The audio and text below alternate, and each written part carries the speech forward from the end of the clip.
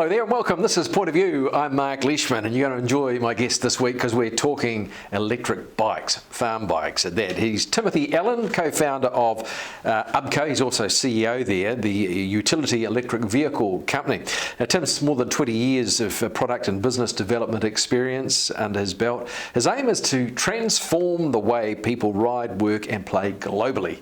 And that includes inside the farm gate on the farm. So welcome to the studio, Tim. Thanks. Nice to have you here, and tell us a bit about your background. How did you find electric farm bikes? So my background is in product development. I started a company called Locus Research, which is essentially a product development and innovation company, and I was the convener for the grassroots section of the Field Days Innovation Awards.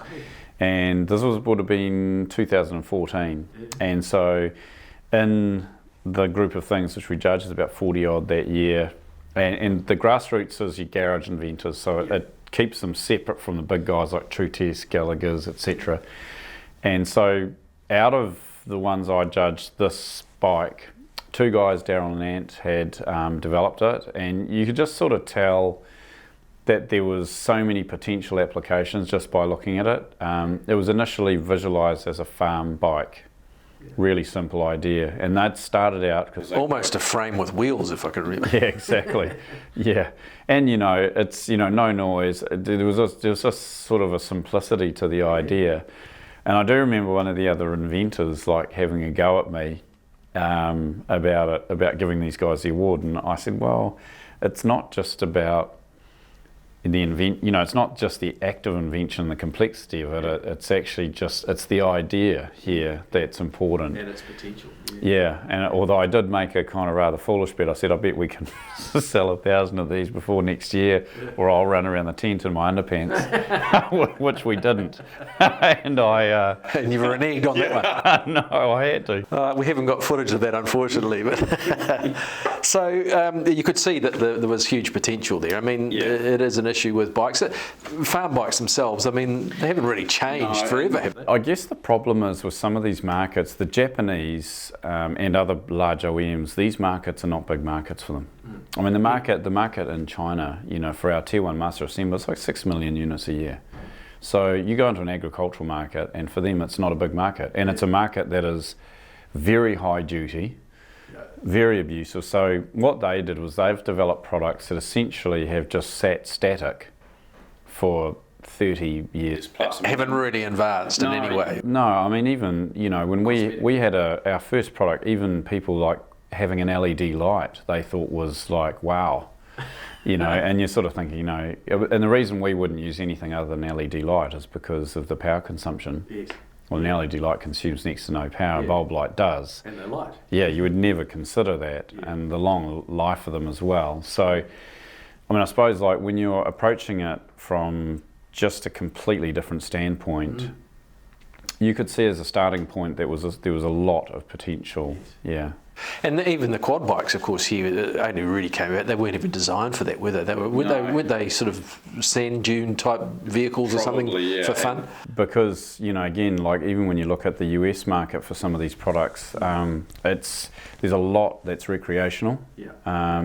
They don't have as much pastoral farming as New Zealand does, and so even our focus, like in a North American market, it's more recreational because camping, hunting, fishing, that's a big deal for them. So if you had a AMP show at every town in New Zealand, they have a sportsman's show at every town there, so it's a very different focus. Although, we have the unique advantage of coming from a very, very hard, high-duty, abusive environment, not in a bad way, but it sets the bar really high. If you want to survive, we've had to iterate and work very hard to build a product to meet that need. Yeah. But what it means is when you then transfer that across to someone in recreation, I mean, what someone does in 3 months here, they won't even do in 3 years. Yes, over there, yeah.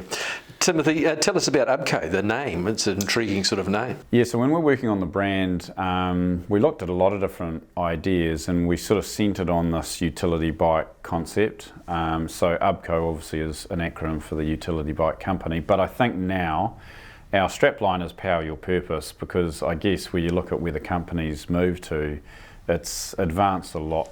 It's not really just one vehicle, it's a platform, portable power, accessories, subscription software. Just, it's more of an ecosystem. And so if you look at the people that are using it, very wide-ranging now. Yeah. So how long have you been going? The company was formed at the 1st of April 2015, so it's, I guess, it's coming up on, it doesn't seem like it, 5 years, I guess. Probably, it feels like 10, I'm sure. But, Yeah, it does. Yeah. But these guys, these two inventors, they have a background in e-bikes? Yeah, that's right. So Daryl and Ant had both worked. Daryl comes from a design background, so he actually did the same degree I did. So I kind of knew him, just, not closely, but knew him. And Ant's definitely sort of your archetypal inventor, so he's sort of always thinking. He likes to fiddle around with stuff. Yeah, it's kind of quite creative. And so I think the two of them, so they'd both worked in e-bikes when they were very early stage, like definitely not mainstream. And so the first bike was really, it was built off a platform of a lot of e-bike technology. So it gave it a very different starting point. So that's everything from the electrical and electronic systems were very much derived from e-bike technology. The batteries, etc.? Yep. So it wouldn't have lasted particularly long? No, I mean the e-bike sort of still used lithium, and keep in mind that if at the point we started you looked at vehicles, you wouldn't have been using lithium. You would have actually been using lead acid or heavy metal type batteries. Which are heavy as hell, I suppose, are they? Yeah, and they don't have the cyclic durability. I mean, then one of the reasons why lithium has been so successful is it's got very high discharge, so it can produce a lot of power. That's how Tesla can move a vehicle as quick as they do. But it also has very good cyclic durability, and it doesn't have a memory, so it's not like a heavy metal battery, you have to discharge the battery completely. Lithium's actually almost the opposite. I mean, you're better off topping lithium up and it lasts longer. So, I mean, that technology, how new is that lithium technology? It feels like it's been around forever. It has, but it's only really, it's gone sort of probably super mainstream, definitely in the time frame we've been operating. And that's a lot to do with the cars? Yes, yeah, automotive has driven it. So you've got 5 main chemistries, 2 are, which are variants of the same thing, different compositions chemically. And they all have, some will be safer but have less power. They'll have a mix of properties. There's 2 main chemistries which the big guys use, and, the big companies in the world are Panasonic, LG, Citic, Samsung. There's only really a few of them that can produce cells at the quality that you'd want to use and be safe, because it's still a dangerous good for a reason. Yeah. Now I know a lot of people will get into the details about how long they last and all that sort of stuff. But so you started with this prototype, I guess. How long did it take to get your first model out? So 2014, we developed the brand. That was important, and I guess developed the engineering. Then we came back to field days the next year with essentially a pre-production prototype. What was the reaction? It was really good, but people definitely wanted more power. So because there was 500 watts each side on each motor and each wheel, and that was definitely love the idea, but I definitely need more juice.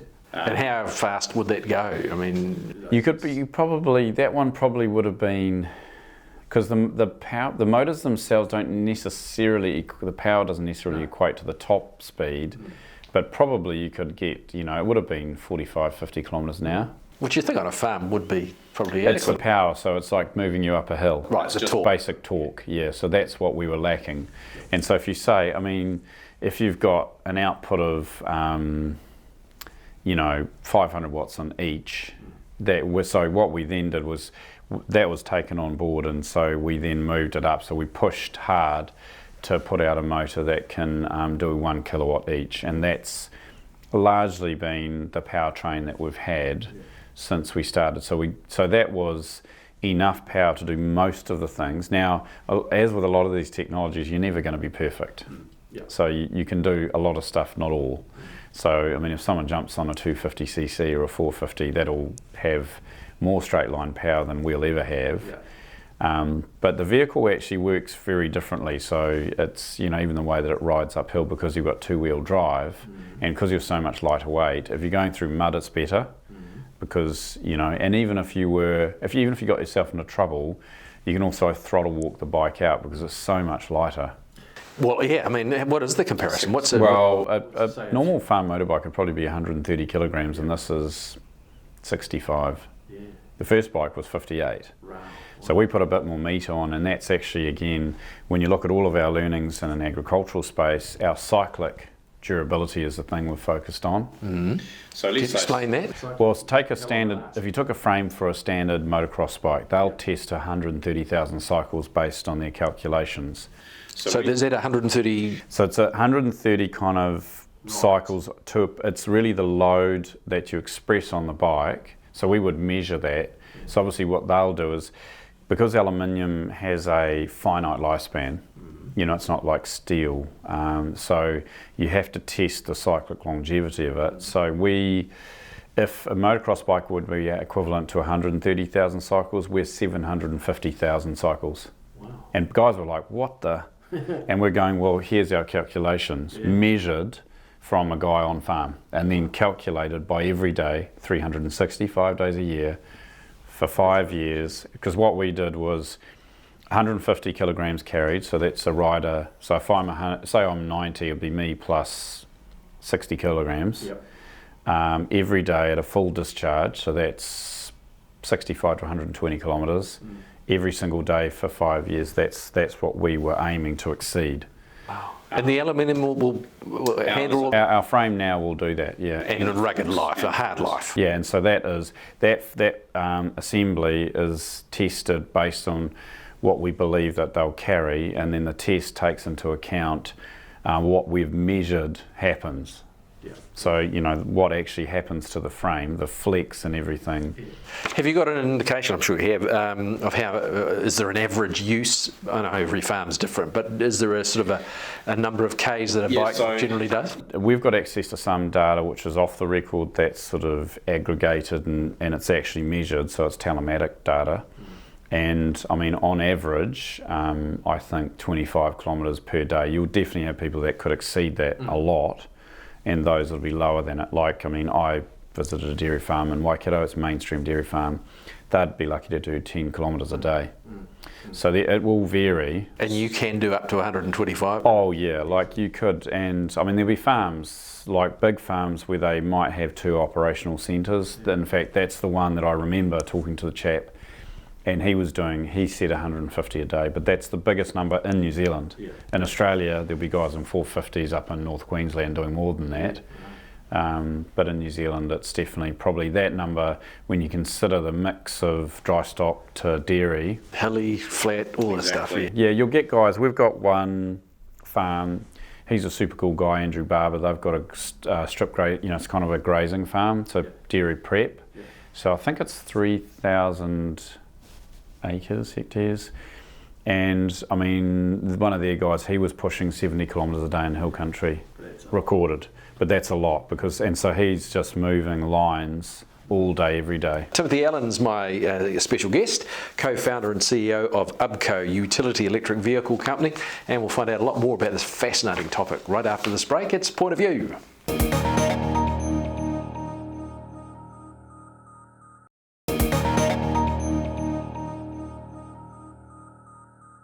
Welcome back. This is Point of View, and my guest Timothy Allan from UBCO, which is a utility bike company, and the fascinating story of the development of the farm bikes, the electric farm bikes, which are going very, very well. And I guess one of the things you mentioned in the first part about livestock, the fact that they're silent must be a huge advantage.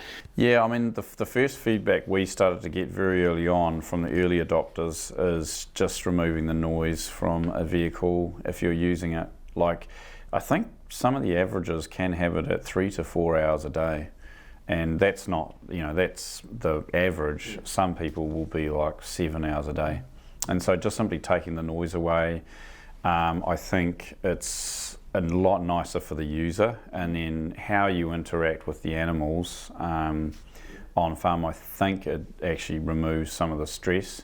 And I think there is sort of some learned behaviour, like, you know, someone starts a quad and then they'll all be waiting at the gate by the time you get there. That's noise related. Yes. So if you don't have that, then you can kind of, when you go in, you're actually seeing more what the normal state is. Obviously, there's, for some of the guys who like the hunting as well, there's a added bonus there. Get further in without making too much noise. What about the safety elements or aspects of it? Yeah, well, that's been a big thing. So I think with the 2x2, when you say 2x2, that's two-wheel drive. So that's our name. We call it the utility bike. So yep, two-wheel drive, 2x2, play on the 4x4. So that, I mean, because it's very lightweight, low centre of gravity, and you don't have any burns risk because we don't generate any temperatures which could do it, it removes sort of some of the traditional two-wheel issues, which are you're more likely to get a lower leg injury with a two-wheeler. Fatality would be extremely rare in respect of two-wheelers, so two-wheelers are generally a lot safer than four-wheelers. So we started out in two-wheelers, and I think generally speaking what you're trying to do is make a much more functional two-wheel product. Because of the fact, you know, you've got a clean sheet of paper, you know, you've added, you know, we've got 17 drop forge lugs on the subframe you can attach accessories to, cargo decks. Can carry a bit of weight, you know. Yeah, and so it's sort of got a more functional design than I think a traditional two-wheel ag bike, which has really probably come out of a motorbike and it's been sort of modified slightly to go into ag. I mean, they're roadworthy because a lot of farm bikes, you're not supposed to ride on the road, hey? Correct, If they're so definite farm bikes. Definitely, and so we've got all of the bikes are road registrable at the moment. And so with lights and indicators and mirrors and And this year we actually reintroduce, you know, like a pure work bike, and that's what we've actually called it, and it's black. So this is out of the box with lever guards, knobbly tyres, and everything stripped back, because in a lot of these applications they're very hard wearing, so the less external penetrations you've got, the more simple the product is, the longer it's going to last. And our goal is to have it so, I mean, if you could have it so it could be checked once a year and just get up and go to work every day, that's really the goal. How long does it take to charge it or recharge it? At the moment, we're probably down to like 5 hours from zero. So we've got a new fast charger that came in, and it'll be retrospectively compatible with all our existing bikes. That's definitely helpful, and then we'll keep on working on that to keep on bringing it down. There is a relationship between charging speed and battery longevity and health, so you do have to manage that, and you're trying to look after the battery. What we're seeing is the general behaviour is someone use it during the day. So if you can do a day's work, that's the goal for a charge. And then someone just comes back and plugs in it at night. So the two things we haven't had a lot of complaints about are range and charge time. And even though our charge time might have been longer, because someone's just plugging in at night and then, you know, you start the next morning, then. Now, the other thing, of course, on the subject of safety is the woeful safety results we have, or figures we have for quad bikes. Is there any thought of a four-wheel drive electric? Yes, so we've been working on one probably technically since the start of last year.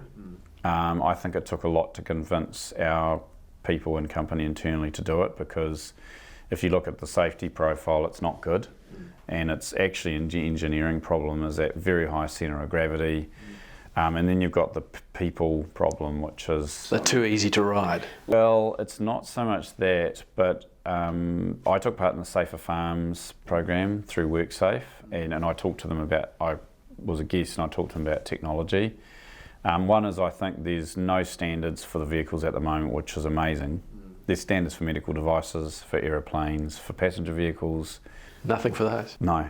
And so that's sort of something that I did say to the group. I said, look, this will be one of the few industries in my product development experience that's not regulated. And we consider fatality risk, it should be. But then you've got, the key thing also is that one thing I really learnt from that was, you know, look, one of the things about the technology side of it is that driver inattention will definitely be one of the big factors. So you've lost attention, you're thinking about you're going to go out tonight with your girlfriend or something like that, whereas, you know, we can run, say, our vehicle management system that really doesn't care. It's just going to sit there and do thousands of calculations a second. And so if you can make the vehicle management system responsible for, you know, like saying, I don't like this, so I'm going to warn you to get your attention back, and then I'm going to ultimately stop the vehicle if I feel I'm getting to a point where, and so that I believe can have a significantly positive impact on the safety profile. And then the weight and centre of gravity. So weight's always an issue. Those quads are blooming heavy. Yeah, and so the challenge is that an ATV is lighter but still heavy, so average say 280 kilos. So there's a big crush risk factor there. And then people talk about putting ROPS on an ATV, but the problem is that you don't have a seat belt. So the principle of a rollover protection, you need to be restrained in the envelope. And then the additional problem you've got is that people in a UTV or a side-by-side don't wear the seatbelt. And so it's there, but they... Correct. Or they'll even put the passenger clicker in the driver's side receiver. Now, the problem is, as an OEM, it's very hard to beat that sort of behaviour. OEM, sorry? Well, that's the original manufacturer, so like us, Yamaha, Honda, OEM. So the problem you have when you're in our position is you sort of, my view is you have to accept that that's human behaviour, so we have to design for it. So rather than trying to fix the problem with a seatbelt, you do it a different way, which is by basic design. So the centre of gravity of a lot of those vehicles is very high, so they're prone to rollover. So you can fix that. So our design has a very low centre of gravity. Because all the weight's, the battery's down the bottom. Exactly. Yep. You know, the wheels are motors, so there's no axles, drive shaft, differential, no engine as such. So you atomise the weight of the vehicle. And then the modern vehicle technology, which is like, if you can say, accelerometers, LiDAR, which is essentially a point-based kind of thing. So a lot of modern vehicles, Tesla doesn't use LiDAR, they use cameras, short-range radar and things like that to sense what's in the vicinity.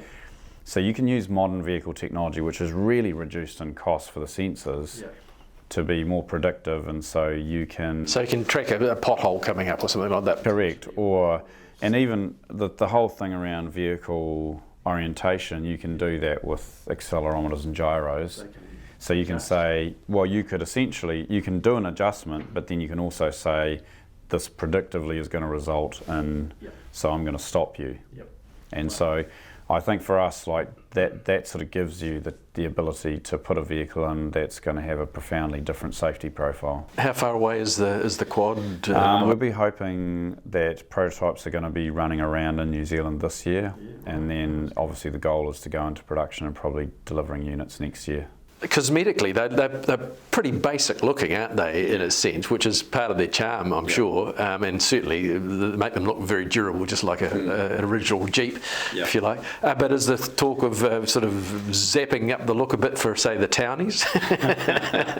Yeah, well, we had the collaboration with three Wise Men this year, and so we did 7 limited edition bikes, and the response to those has been amazing, because it's just small things, a kind of leather upholstered seat, it's got a leather battery strap, different grips, drop mirrors, but it's a bit like a Land Rover Defender. You want it to look I mean, it sort of marries this nice utilitarian kind of feel, but then it puts some polish on, different colour for the frame.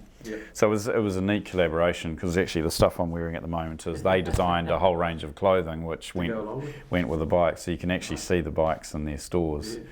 So that was a great way to... And you got pizza companies using them around town and stuff like this, Yeah, well, we talked about that. I mean, I think Domino's are benefiting from all of our agricultural customers' hard-earned experience and feedback. I mean, I think we're probably getting to the stage now where you're starting to get close to a product that can survive in a New Zealand agricultural environment, because it's a super tough place to operate. How do you get the chance to ride one? How do you get and test drive it? And I guess, what do they cost? What sort of money are you talking about, roughly? Yeah, so in New Zealand at the moment, so the new bike that we're bringing in, this work bike, that will probably drop the cost, and so I think we'll be sort of in the $6,000 range.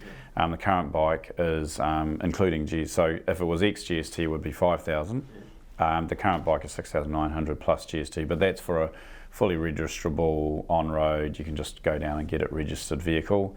And then we're actually working really hard at the moment on battery subscription, so that will actually remove a third of the cost of the whole vehicle, and essentially, we'll just you know, it's a weekly charge for the battery, pretty low weekly charge. It'll probably be less than the cost of fuel in most instances. And then that can be replaced if it... Yep. So what we'll do is we'll warranty it to stay at 80% of its original capacity, and when it hits that line, we just replace it and take the other one out. And what about getting the opportunity to ride one and try it out? I think we've got about 36 dealers in New Zealand, so if you go to our website you can request a demo, and then we'll normally be able to set one up for you for all the people that have got bikes around New Zealand. Well, that's fantastic. Thank you so much for coming in. We've seen some video of it and it looks amazing, and we wish you very well. Tim, thanks so much. Thanks very much. Okay, thank you. That's Timothy Allan, who's the CEO and co-founder of UPCO, the utility bike company. Great subject, isn't it? And that is our point of view for this week. Thank you so much for your time, and I'll join you with another point of view, same time next week. See you then.